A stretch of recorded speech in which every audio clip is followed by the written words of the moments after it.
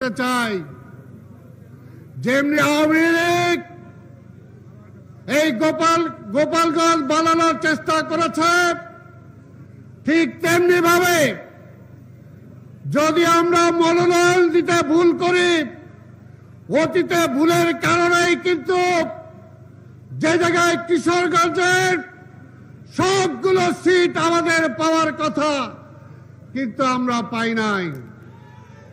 তাই আগামীতে এখানে আন্দোলনের নেতা কর্মীরা যে দাবি তুলেছে সেটার দিকে আমাদের খেয়াল রাখতে হবে। পাশাপাশি আজকে নেতা কর্মীদেরকেও খেয়াল রাখতে হবে। একটা দল বিএনপি আর আওয়ামী লীগকে মিলাতে চায়, যে আওয়ামী লীগের বিরুদ্ধে দীর্ঘ 17টা বছর আপনারা লড়াই করেছেন, জেলে গিয়েছেন, পঙ্গু হয়েছে অনেকের জীবন শেষ হয়ে গেছে এই আওয়ামী লীগের অত্যাচারে। আজকের একটি দল বলে আওয়ামী লীগ আর বিএনপি নাকি একই পথে হাঁটছে। এটা কি ঠিক? ঠিক হওয়ার কোনো কারণই নাই। কারণ যে দল বলে সেই দল আওয়ামী লীগের সাথে অতীতে জোট করেছে, একসাথে আন্দোলন করেছে, কিন্তু বিএনপি কখনো আওয়ামী লীগের সাথে একসাথে আন্দোলন করে নাই, জোট করে নাই, আলাদাভাবে আন্দোলন করেছে। তাই ভাইরা আমার, আজকে পরিষ্কারভাবে বলতে চাই, দেশটা দুইটা ভাগে বিভক্ত, দুই ভাগে বিভক্ত। একটা আওয়ামী লীগ, আওয়ামী লীগ হল ভারতের দালাল, পরিষ্কার কথা, এর মাঝামাঝি কোনো কথা নাই। আর আরেকটি দল জন্মই হয়েছে বিএনপির এই আধিপত্যবাদের শক্তির হাত থেকে দেশকে রক্ষা করার জন্য। যখন আওয়ামী লীগ শেখ মুজিব গণতন্ত্র খেয়ে ফেলেছিল, স্বাধীনতা খেয়ে ফেলছিল, তখনই জিয়া রহমানের আবির্ভাব হয়েছিল 7 নভেম্বরে, এবং তারপরে তিনি গণতন্ত্র ফিরিয়ে দিয়েছেন, স্বাধীনতা রক্ষা করেছেন। এবং স্বাধীনতাকে রক্ষা করার জন্য, গণতন্ত্রকে রক্ষা করার জন্য জিয়া রহমান এই বিএনপি সৃষ্টি করেছেন। কাজে আওয়ামী লীগ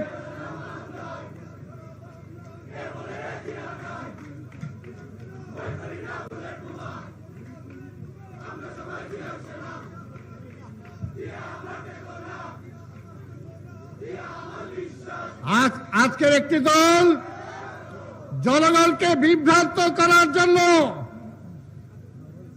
আজকে চেষ্টা করছে। এক ডাকসু আর জাকসু দেখায় তারা বলতেছে তারা জিতে গেছে, ওইখানে তো তারা আছেই। আওয়ামী লীগ ছাত্রলীগের সাথে একসাথে বসবাস করেছে, হলে একসাথে বিশ্ববিদ্যালয় ছিল। আমাদের কোন ছেলে কোন বিশ্ববিদ্যালয়ে কেউ ভর্তি হতে পেরেছিল? কেউ ভর্তি হতে পারে নাই, কেউ যেতেই পারে নাই।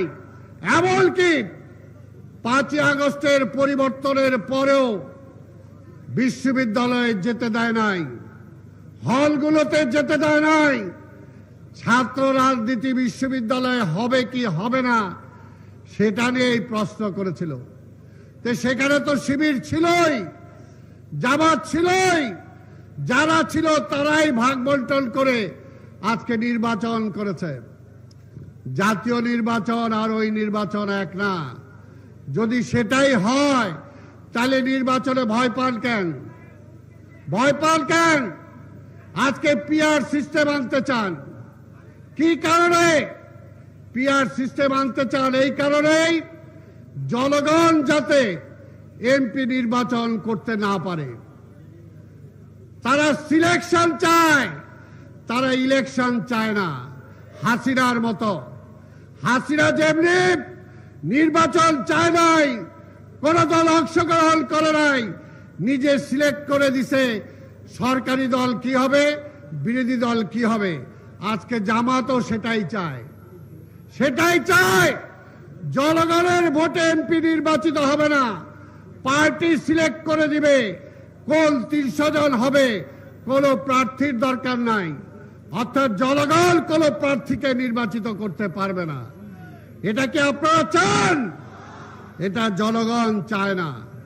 তাই বলতে চাই, আজকে ওই একই পথে হেঁটে আমরা তো বলতে চাই পরিষ্কার কথা, বিএনপি ক্ষমতার জন্য লড়াই করে নাই।